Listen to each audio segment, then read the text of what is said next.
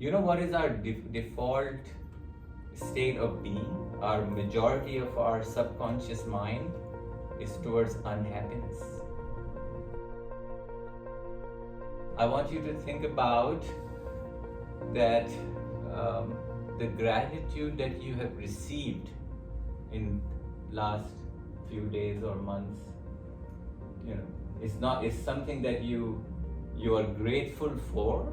That's one thing, right? So normal, I don't know about you, but we can share now, but most of the time when it comes to gratitude or being grateful, I feel like what are the things that I'm grateful for, right? So I would make a list of something, whatever, material possession, relationship, kind of, health. But you make a list that, I'm being grateful, and that's what I've been taught to. Okay, this is my, graduation. This is my gratitude list and all that. But I want all of us to think about, while I'm discussing a little bit this, and then when we're going to do our own practice, think about what the gratitude that you received recently. Someone told you how great you are. Someone praised you for something you did, right?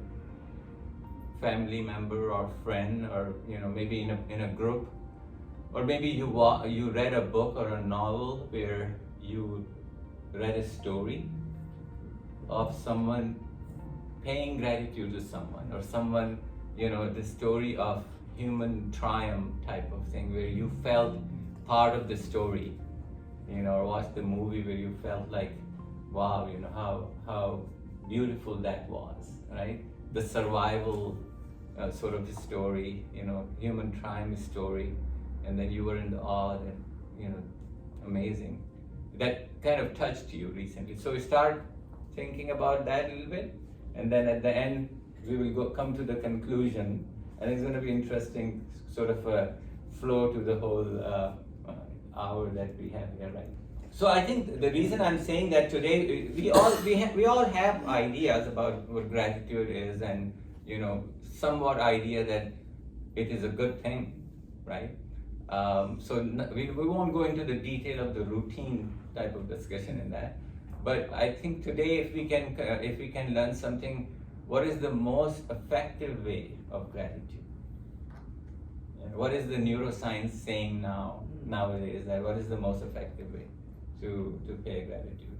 So basically, science behind, we have psychology, historically speaking, in last 100 years, struggled to be considered as science. Very recently, Freud's work changed everything about it, and he was the genius that, regardless of whatever, if we agree or disagree with his ideas, but he's the one who kind of brought psychology into the mainstream scientific research, and nowadays we have tremendous amount of studies done, so much so that now we know which part of the brain gets stimulated or activated when we are thankful, when we are grateful. So we know that the nucleus in the brain, the area in the brain, which is, you can say, a gratitude focus. That's where, when it is stimulated, it stimulates certain neurohormones in the brain, and those neurohormones affect certain part of the brain that basically give us that feeling of gratitude. So before we go into that neurohormonal thing, couple of things about what is the opposite of gratitude. Like, what is the opposite of fear? Faith. Peace? Faith. Faith? Fear. So that, there are certain words or concepts, at least in my mind, you understand it better when you think about its opposite, right? Mm-hmm. So let's say, how do you define fear? How would you define fear? Lack of control. Lack of excitement over. Fear? Well, How would you wouldn't- define Lack fear? of awareness is something you Yeah, you don't wouldn't know know. enough about, and you judge it, Yeah. so that you protect yourself. You know, fear is a very foundational, fundamental emotion that we all have, right, as a human being. I know it's a sidetrack a little bit, but I just wanted to bring to the context that sometimes, you know, we all have, so in other words, every answer is right, because we all have our own definition of fears. Yeah. It's amazing that how, you know, so opposite of fear is, so in my mind, again, I'm going to say my studies or my idea of fear is the ultimate, the fear of death, because we are here and we're not going to be here. We all have that, we carry here somewhere deep rooted fear of loss. And what's the ultimate losses? You die. You know? So it plays this you know, this game. So sometimes when we are fearful that someone will leave us, or we will lose our money in the bank or something, stock market or something. Lose someone. Yeah, someone or something. Basically, it's all about the fear of loss, which is fear of death. So anyway, that's one. What is the opposite of fear? I believe it's love. Love something. That's, I feel that too, love. So technically courage, right? I mean, if you go Yeah. word to word, Yeah. courage. Courage is the opposite. And what is courage? So now how would you define courage? No fear. No fear. See that, and that's very good answer. That's a smart answer. But is it possible to have no fear? We just established No. that No. fear is the integral, you know. Yeah. So then do we have, you mean we have no courage? Because we know there is a fear. So how would you define courage? Maybe that's our challenges, that we deal with different degrees of Yeah. both sides of Yeah. everything. Yeah, I think you are saying in the same context. The thing is, you act despite of fear. Is courage. Yeah.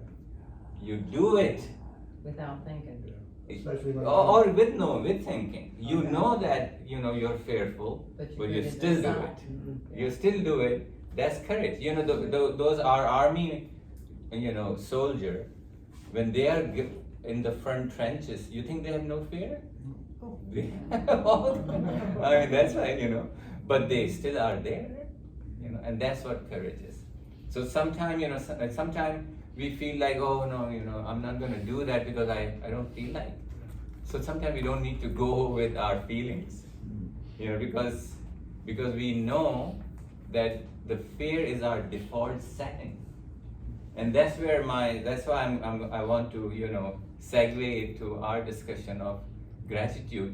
You know what is our default state of being? Our majority of our subconscious mind is towards unhappiness, towards what's gonna go wrong. There's so much wrong in my life. That's our home.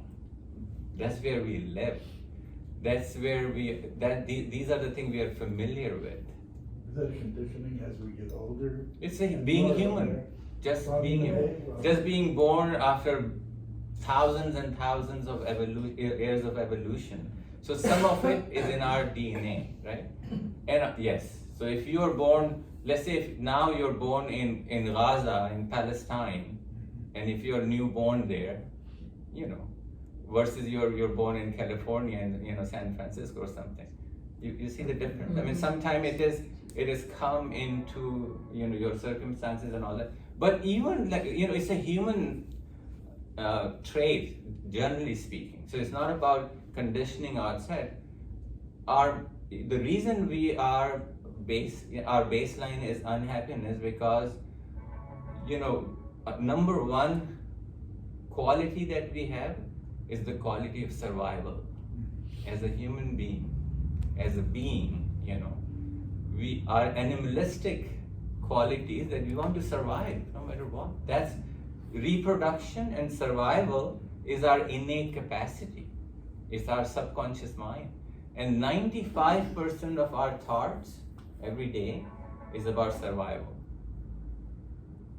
And we don't know it, but we are programmed like that. You know? That's why it is hard to change the pattern of what we are eating, because it's part of our survival. That's our home. You know, so what we want to do 95% of the time, we want to do familiar things that we know. It's not about right or wrong. It's about what we know. And most of the time, because we know our sorrows and we know our bad things, even though we know we suffered when we go through those things, but it is home, that's mine, right? Whereas doing something new, try a new exercise pattern, there's not a fear, I'm going to pull my muscle, I'm not going to do that. We have idea, oh, I cannot do, I mean, I'm not a runner, or I'm not a this, I cannot do. So we have made those ideas about it because we want to remain at our home, which is unhappiness. So we are designed to be, why we are made like that? Because of survival. If everything is cool and dandy and all that, somebody can come and harm us actually. So our guards are always up. You know, we don't want to be. That's why we don't accept love, because we are fearful that one day the love is going to go away and the hurt will come, and I don't want that hurt. So I'm going to stick to my own whatever, unhappiness. So now think about it. So how important gratitude practice is, because gratitude is not our normal natural phenomenon. Unhappiness is, it's amazing. I mean, I was like, whoa, man, this is amazing. Yeah, it's like, so don't blame yourself. I mean, that's the thing. Don't feel bad about yourself that why I'm so negative all the time. But that's how we are actually. There's nothing wrong with it. That's being human actually, right? However, but now, say, evolutionary speaking, so that's our amphibian brain, that's our survival brain, right? But we evolve. And what is the number one thing in biologically that distinguishes us from the rest of the crowd? Our cortex, our brain has grown exponentially bigger than any other species out there. So now God has given us this tool that can overcome our innate capacities of survival. The traits that we have in in us about survival is natural. It is a brainstem. It is given to everybody equally. Survival thing, right? Safety, survival, reproduction is common to all animal kingdom. Safety. Think of any animal that you know of. Safety, survival, reproduction. But humans become superior being because of the virtue of that cortex, cerebral cortex, right? So now, while that unhappiness is our baseline, that's why these meditation techniques are so important. What meditation does is stimulate our prefrontal and frontal cortex, our consciousness, so we can control our thoughts because we are human, and because of our thoughts, we can control our actions. And because of that, we can control our feelings and emotions. Thoughts, actions, and feelings. It's called personality. These are the three things that makes us personality. So, if I decide to change, I have to change all three. Thoughts, actions, and feelings. Without that, we are not. Forget about it. There's the only idea of change or tomorrow. That's why our subconscious. So the bad news is that 95% of the thoughts that we have today are from past. So we are reliving the same day that we lived yesterday. Every day is the same 95%. What was that movie that? Yes, exactly. That's what we are doing actually. It's in reality. So why brain does that? Because brain is only 2.5% of body weight, 650 grams, but it consumes 25% of the energy of the body. 25, because we have like how many billions of neurons, right? Those every neurotransmitters, when it fire, it's an active process, and those so it's called synapses. That's how that's the nerve communicate with each other. So messaging, and it's an exchange of information going on constantly, and brain, because so many cells and billions of cells there, it needs a lot of energy. So 25%, because that's why you may have thought about it that you may be working in the yard and garden all day long, but then if you have to do your books for 1 hour, accounting and tax, you're like, okay, I'm tired now, I don't want to, because it needs a lot of energy of doing that. That's why focus is a hard thing to capture. You can't focus on things because it needs a lot of energy, right? So to overcome that energy consumption, brain has done something called habit. So we create habit by nature because we want to protect that energy. So at a lot of places, these habits are beneficial, like driving the car. We all remember when the first day when we started to drive the car, right? I mean, you're worried about everything. You're looking at back mirrors, side mirrors, and all that kind of thing. And a lot of neurons are working. But now sometimes, you get out of the house and you're in the office and you don't know what happened in the middle, right? You're like completely. So it's in our favor in many ways, but then it's a curse also in many ways. Because we are living the same sad, unhappy life 95% of the time. So needless to say that we need to, it needs a lot of energy to create new thought, right? But the beautiful thing about it, that what is habit? Time and attention. So if we decide even for 15 minutes every day that we're going to show up for gratitude meditation, just for 15 minutes, time and focus. The good thing is, initially, your brain is going to say, what are you doing? You're wasting your time. Nothing happens. You rather watch a movie or eat ice cream. It's going to give you some better feeling. But then you decide that regardless of whatever, my goal is to show up for attitude, for this gratitude thing. For 15 minutes. It starts small, and make it easy. And you don't need to really have the dim lights and the, all those kind of. It helps. But so start from that. So number one thing, that it is basically an active process. Gratitude is an active process. So it requires a lot of energy, and it is a part of prefrontal cortex. So it's an evolved behavior. It is what makes us human being and differentiate with the rest of the animal kingdom, right? Because the rest of the animal kingdom are working through a program, conditioning. Their conditioning around survival is there, but we can change that. We can change our conditioning by changing our thought process, right? So that's what meditation is. By definition, is you dictate how you think. That kind of thing. You're dictating.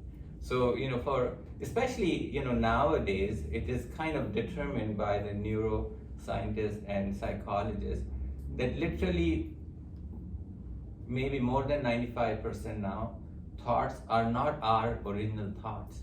It is given to us by machines through our cell phones or TV and all that. They know the algorithms and they know the pattern, and they give you the same kind of feeds all the time, right? So that kind of, so we know it's an active process. We need to do we need to show up for it, and we need to kind of make it an active part of knowing that it is not your baseline. So it's going to be a little struggling. So that's okay initially. But good thing is that if we show up for a behavior, so one thing is thoughts can make you act in a certain way. Sometimes action can make you think in a certain way. It can be reversed also, right? But one thing that I really, really want us to do, that the feeling, so for example, think of it,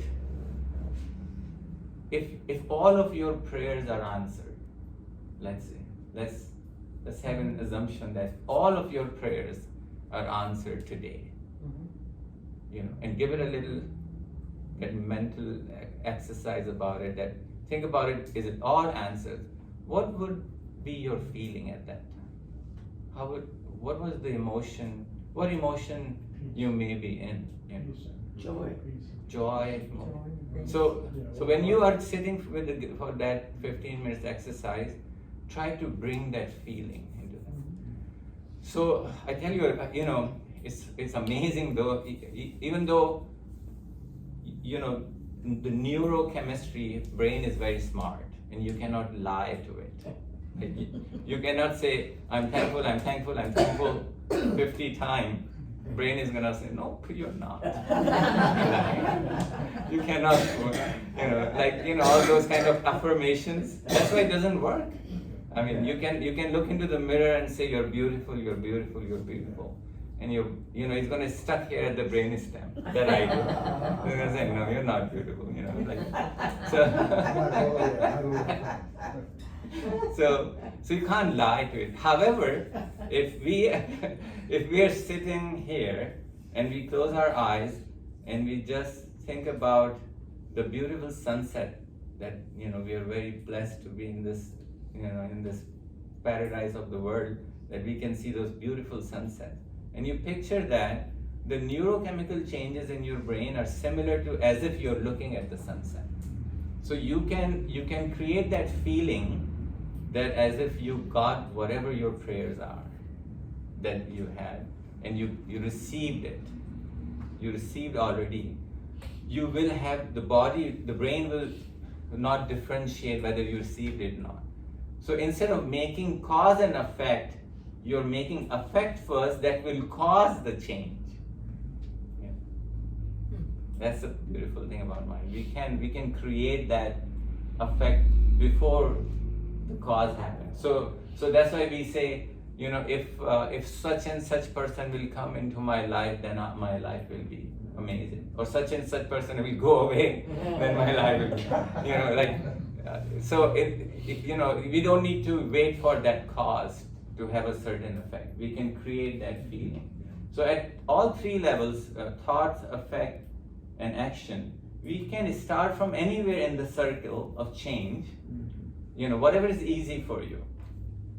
Sometimes action may be easy, and then your thoughts and feeling will change. Sometimes sit in and then change your feelings. That's why meditation is a really powerful tool, that can really create that reality which is not here, right? So it is all the function of prefrontal cortex. What prefrontal cortex does, it changes the context.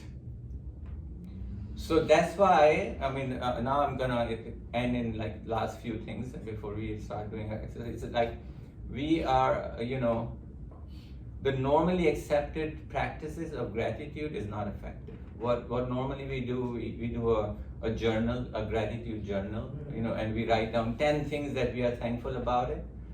Science is showing that it's not that effective. It doesn't work that much. Because we need to change the context. In what that feeling needs to be changed, right? In that, you have to be in that, what's the good word? You have to be in that state of being overall, just not the brain thought process and all that. In that zone or in that flow, and that from prefrontal cortex does that, right? And the neurotransmitter is serotonin. Serotonin is the thing that goes up really in that. So the effective way of doing that, better than just writing it down and all that, is basically receiving. Think of it, do meditate as if you're receiving the gratitude. So that's why I said, think of someone thank you for something, right? In last week or so, or a story that you read or watched, which is human triumph, and you find yourself somewhat a little bit in that story. It can relate to that. It can resonate with you. When it's going to resonate, that's the part of the prefrontal cortex, you know, and that changes. That serotonin is secreted in a huge amount, you know, because of that, and that makes us happy. And you know, one of the reward of gratitude is so funny. It is a pro-social exercise. It's going to improve our relationship. So even though you're thinking and you're thanking only God, for example, only, you know, or you're thanking God, or you're thanking your parent or your dog, for example, you know, regardless of that, because it's a pro-social activity, every relationship in each department will get better. So even though you're making that gratitude, you know, meditation on one aspect, but every aspect of your life you're going to be happier. You know, so it is a pro-social kind of activity, you know, that improves our relationship. That's the, you know, so our sense of community, our enjoying people. That's the biggest benefit, you know, that overall happiness. So it makes you, saying that, oh, it makes you generally happy is one thing, right? But the department that's going to make you really happy in that pro-social, you know, our community sense get better. And see, that's what we need nowadays, right? I mean, we are trying to divide everybody's trying to divide us into whatever way, right? Because that's easy to control, right? And then we can make those connections in ourselves if we do. I mean, it's amazing. What a, you know, strong sort of you know, sort of a meditation that can have, that we can just start thanking. That's one thing. But so the effective way, I was thinking if we can do that today, but I think we're gonna do it sometime later. It's gonna take time. That write a letter or a paragraph about someone in your life and go and read it for her or him, like face to face, and ask them to do the same thing. So even though we may be pretending it, like, you know, write down something that you love about me, right? Or singing it. Yeah, and you know, that is the most effective way to have a effective, you know, gratitude practice. If someone is saying to you, so I think after reading that, I thought, you know, I mean, we need to really thank all of, you know, each other. Right? Yeah. This is the most effective way. That's what movies does. We don't know it, but subconsciously, when we are watching a movie and all that, and it is a love story or great success or survival, we feel like we are receiving, a part of the character, we are receiving their gratitude. That will become very effective. So the most effective way is that, you know, so it's almost like you are basically receiving the gratitude, or when you are part of the story, you think of, you know, you get into the mindset of the other person, like as if you are living that, you know, like that. So based on that, now, you know, we can do some of our own gratitude practice here, but think about you know, receiving it. So from now on, especially healthcare worker, you know, our thing is that we see beautiful patients like you who really, you know, support us, love us, you know, appreciate us. But then there is one patient who's gonna come and tell us that how bad you are and you're a jerk and you don't know what you're talking about. And you remember that patient for weeks. I don't know about Taylor, but it's very hard to forget about, because, you know, you keep thinking about it. Like, so we I don't know, maybe in the name of being humble, we don't know how to receive gratitude, you know. We just say, oh, you're nice, and that's true, that even though it's true, you're a nice person, you're saying it because you are a nice person, but let it happen to you. If someone say good things about you, don't think, oh, he's phony, or he's just, what do you want from me, right? We think, what do we need, right? Yeah. I think just honestly receive that. Be open, be vulnerable. I think sometimes we feel like, oh, you can't fool me, I'm smart. Right? We think, again, survival take over, right? Because we don't want to get hurt. So if someone's saying that, so yeah, I think that's the take-home message from me, that accept, if someone's saying good things about you, accept them for how they. That's hard. See that? Very hard. Okay, all yours now, Melissa, if you want to do your thing, or we can ask now individual, maybe we can ask what's the recent gratitude that they received. Yeah, that Or sounds like a good plan. Yeah, but I was gonna back up your comments with the study from the University of Pennsylvania. I thought this was interesting, as far as writing a letter of gratitude. This study at the University of Pennsylvania said that you can write a letter of gratitude to a person, an organization, a friend, a mate, or to yourself, or to no one in particular. And when you do that, the study showed that this positively impacted a cohort in the study group, their happiness scores, and the impact was greater than from any other intervention, and benefits lasting a month in some cases. So receiving a letter makes the recipient feel good and has positive impacts for them as well. So exactly what you're talking about, receiving it, yeah. And when you write a letter of that sort, it also feels good too, so you get some individual benefit from that, right? Yeah, I think it's a beautiful thing. So write a letter to gratitude. It could be to yourself, it could be to a friend, it could be a coworker, it could be somebody at the grocery store that always says hi to you. To whom it may concern. Yeah, write a little letter and then let them see if they can receive So it. in your letter, think of three things, you know. What was the struggle? What was the help? And how it made you feel emotionally. So when you're writing a letter to someone, you know, you say, I was struggling with my son. You know, you came and you told me about a therapist, and that really relieved me. Right? Thank you. Raising hand. Okay, so can we take a minute just to kind of center ourselves and think about a moment when we have been given gratitude and what we did with that gift that we were given and how we handled it? I organize a luncheon at my church every month, and then yesterday was Thanksgiving and November birthdays, and so we had 36 people there. Wow. So I'm thankful that people brought from home their delicious foods, and then when we were together, that was a joy to be together and share with each other. And you know, I have a platform, so I say thank you to everybody. And then what I did this morning is I sent a thank you to everyone who was there.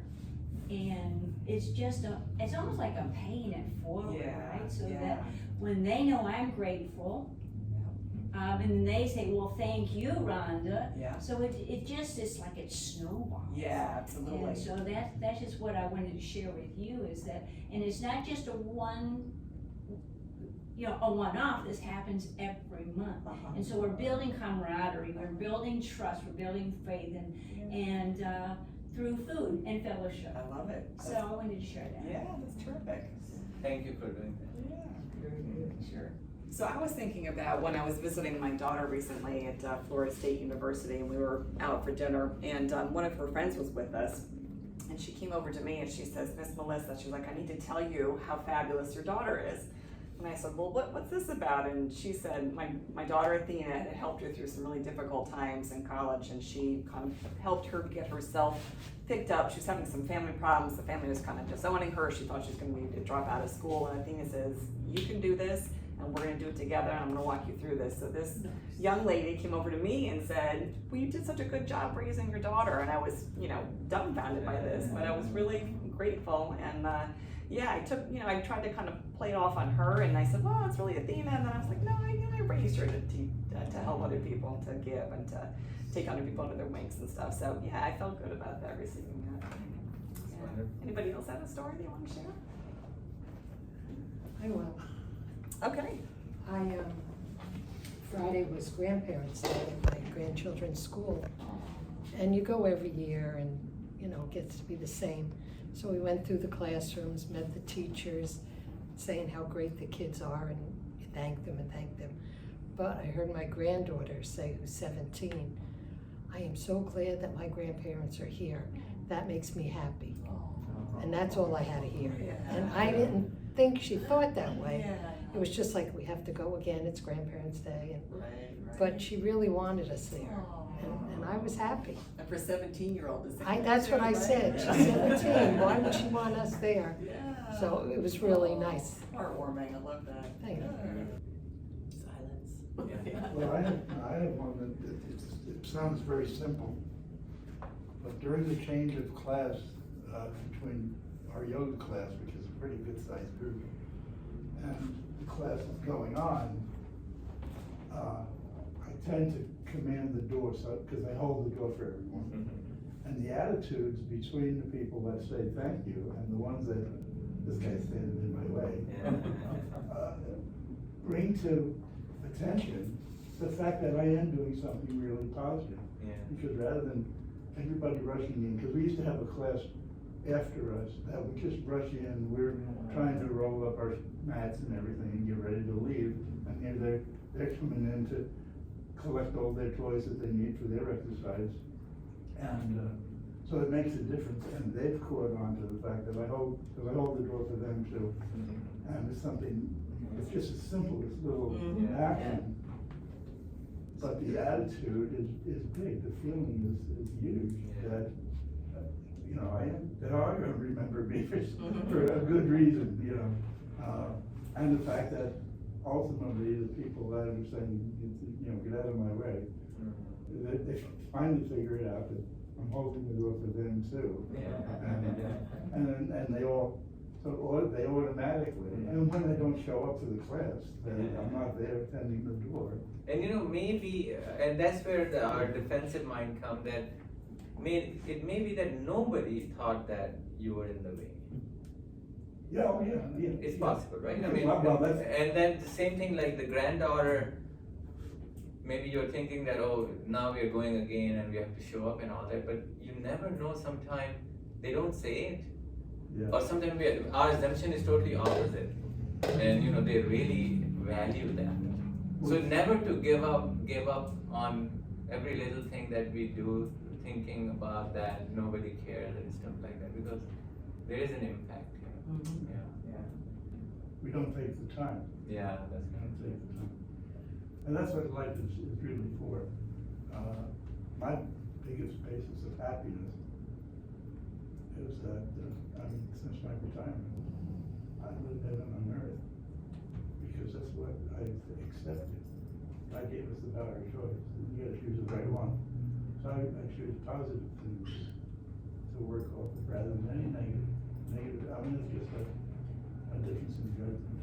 So I've changed myself because I don't judge people arbitrarily, or I try to make it as honest as possible. I just don't know them that well to say that.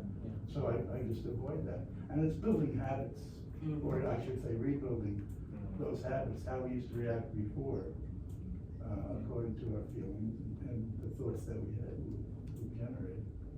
You were saying? Yeah, I tell everybody thank you, even Yeah. our trash people. Yeah. I said, thank you, Oh, yeah. thank you. But then somebody says something nice to me and I don't respond. Why can't I respond? Do you guys, Now you're And gonna I be tell like- everybody thank you all the time. do you guys find yourselves kind of downplaying when you get a compliment or some, you know, expression of gratitude? Oh, no, it's nothing, or oh, I no, didn't even it's make not- a comment and I'm like, Yeah, we tend to then kind I of push think it about, off. why not? Yeah. I think I say my conflict is like being humble, not to acknowledge that, because you know, like your mom says, don't let it get to your head, Right, right? right. So that you're like, Donnie, I've learned to just say thank you for your kind words. And it doesn't have to go any further than that. yeah. You're saying thank you for your kind words, and it can evolve into a conversation, or that's all that has to be said. Well, you're welcome. Yeah, Did I bring it something to say? Yes. Oh, I'm sorry. Yeah. Excuse me. Okay. It's gone. Okay, great. Good stuff. Yeah. Well, thanks everybody for sharing. It's good stuff. Yeah. This is a hard time of the year for a lot of people, you know, with mental health struggles. So, yeah, just know that, you know, it can be a little challenging, and just take it one day at a time. Reach out for support if you need it. Yeah, yeah. And then look out for other people too and support them as needed. It's important. Yeah. So you know, like health benefit of these exercises, this gratitude is tremendous. So you know, one thing is psychological. So since we discussed that baseline is unhappiness, right? But when we're gonna like wedging these gratitude meditation in our daily routine day, it's like we're creating that space, and then if we show up, keep doing it, and I would say like make it a 40 days challenge for yourself. From today till the end of the year is 40 days. Exactly. So make it like must do type of thing. That you show up for gratitude meditation. And then that will make it a habit. So that way, gradually you will create that balance. So instead of being unhappiness baseline, you will have this gratitude take over, and then it's possible to live in a state of that blissfulness and gratitude, and all your actions will go from that. And so psychologically speaking, this is the place of creativity. When because stress is opposite of gratitude. Unhappiness and stress, which is our baseline. If we are stressed, if an animal, if a biological being is in stress, you can never have any creative ideas, because stress is a survival mode. So you cannot read a poetry and understand the beauty behind it. You cannot see the love in prayer. You can't, because love, beauty, truth, these are the virtues of being creative, right? That's our human superiority, that we are creative being. But if we remain in stress all the time, we are just minute to minute survival thing. We're not gonna see the beauty of life which is around us. So that's one health benefit, that we will psychologically, it is totally opposite of depression. So we are curing our depression just by gratitude. And then there is something called anti-inflammation. Stress causes cortisol and adrenaline rise. So repeatedly, one short-term stress is we need it. For example, like example, you want to buy something, and grocery store is gonna be like 8 o'clock is gonna close and all that, but you rush it and you did it and you needed that. But then soon after you're over it. But the thing is, if you constantly remain in that stressful thing, that make us depressed and all that. So that's where gratitude exercise will help us with getting over our depression and all that. But then there is inflammation markers in the body that cause diabetes, depression, obesity, and all that. So it is kind of, in some studies, they have suggested that it is better than taking a pill or doing high intensity training, Taylor. Wow. 15 minutes of gratitude sometimes is better than half an hour of HIT. I was like, whoa, man. This is like, yeah, I mean, it's like much. Yeah. I can stop now, huh? All right, you can stop. She can't. We're done. Yeah. So those are like amazing, health benefit of that. So I just wanted to cap up with that there are at multiple level, we have not only pro-social, that what I was saying, but individually it makes us healthy, So. Hand it over to you.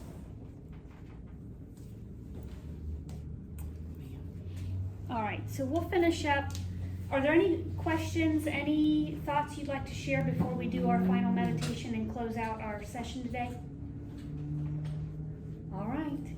So what I'd like you to do is, if you feel comfortable, go ahead and sit nice and relaxed, however is good for you.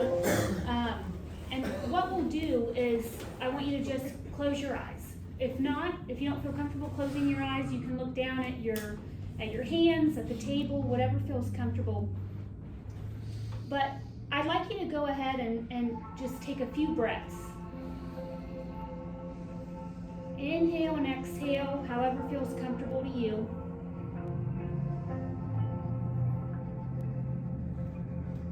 And begin to notice any sensations in your body.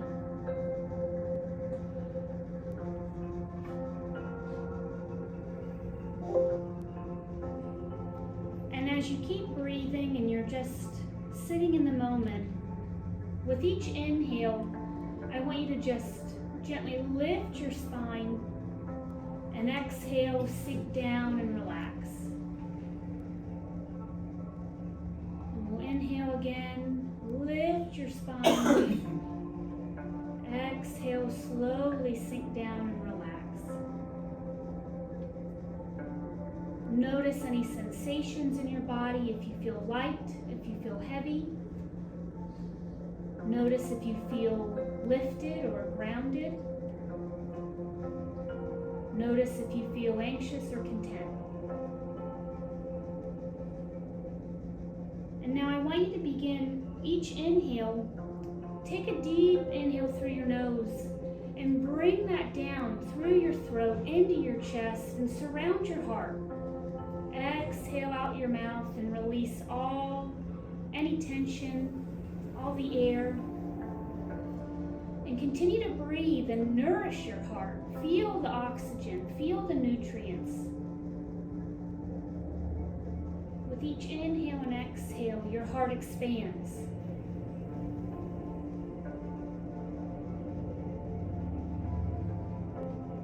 And begin to focus on feelings of love, feelings of compassion, empathy or forgiveness.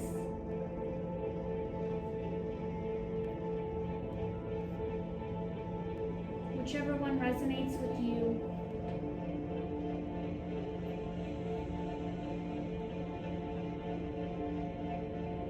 And as you keep your awareness on these sensations and on your heart, I want you to envision someone or something that you're grateful for.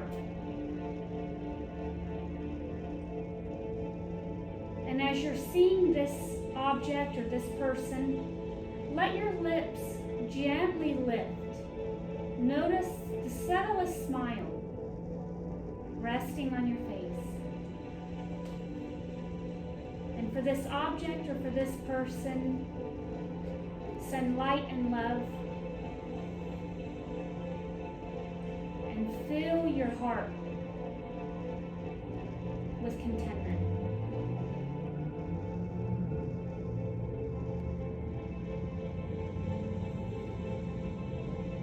As you continue your breath, I want you to notice any feelings of gratitude that you have for where you are right now.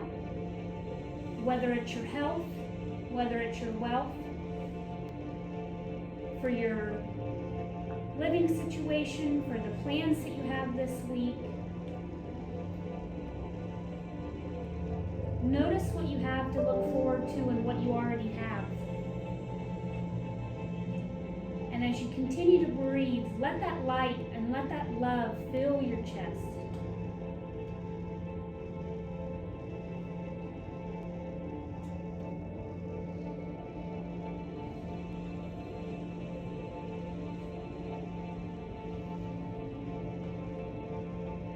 Begin to notice the sensations of appreciation for the sun, for the food that you have, for the meals that you share with others.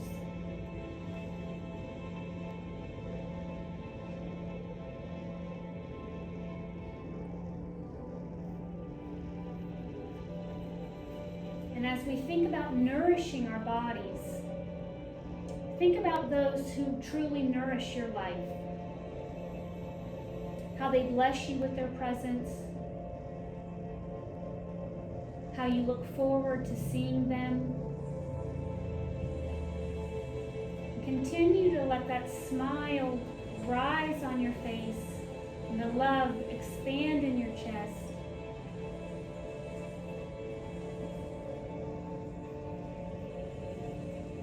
And begin to reflect on all the gifts and opportunities that you've had throughout your life, recent or past,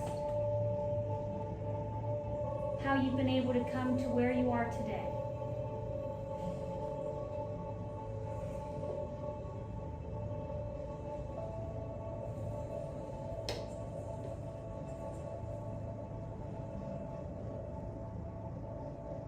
Now that we've touched on a couple different aspects of areas of gratitude for your surroundings, for the people in your life, for the things in your life, We'll take a couple deep breaths. Inhale through the nose. Audible exhale through the mouth. Inhale through the nose. Exhale through the mouth. With each inhale, let this feeling of gratitude, of love, of light grow within your body. And with each exhale, allow this to share the space. Release positivity into this room. Share it with those around you.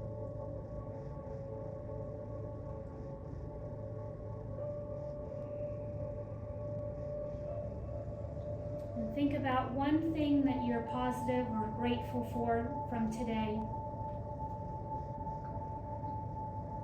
and how you plan to pass this forward to share with others.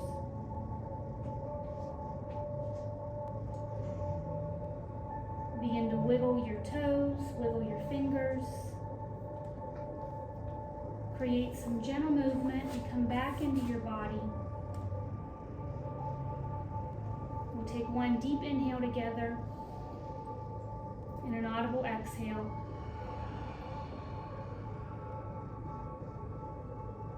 And gently begin to flutter your eyes open. How's everyone feel? Wonderful, man. It was so good, Taylor. Yeah, it was very good. Thank you. Thank you all. Thank you. Thank you. Thank you so Thank much. you. You should do it more often, looks like. I think maybe we should call every, all patients together, like on one time. Let's say we have 20 patients in my schedule. Everybody's here. We do this together. Before we take on the rest of the day, let's all get And then we go together. to the room. Okay. What's your problem? That's not a bad idea. Sometimes I think, why not? Sometimes we need to change the way we see patients. What do you think would be the ideal way to take care of patients in a given day? Let's say we see 100 patients a day, for example. Like that's our average, all care. Wow.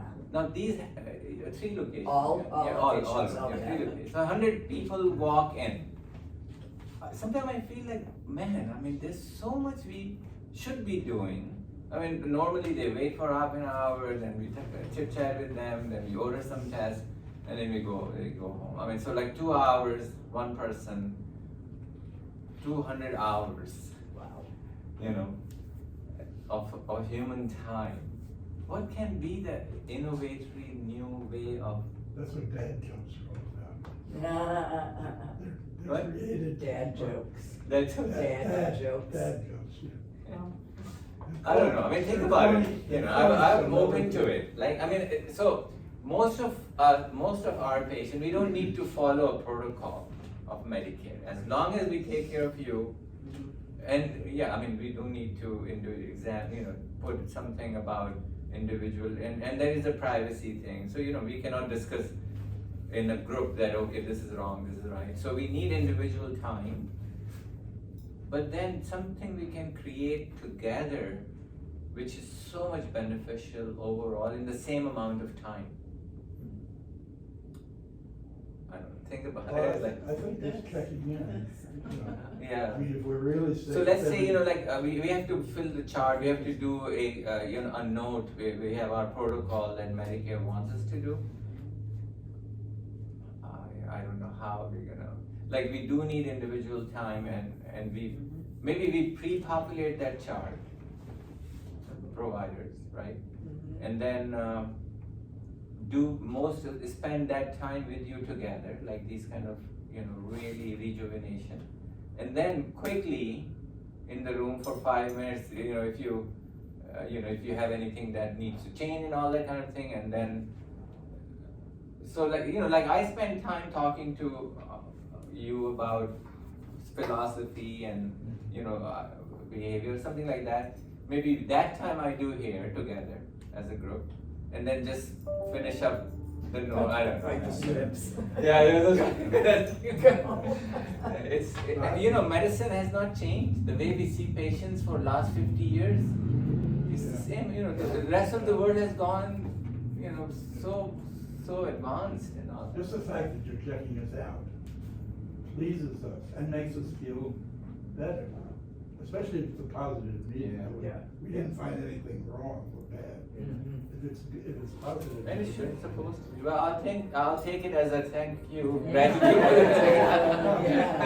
for today. I'll accept that.